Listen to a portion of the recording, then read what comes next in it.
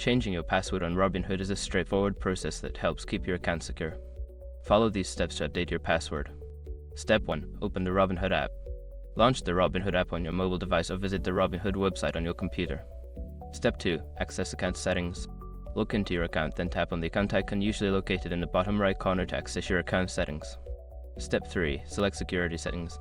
In the account settings menu, look for the security or privacy section and select it to find password-related options. Step 4. Choose change password.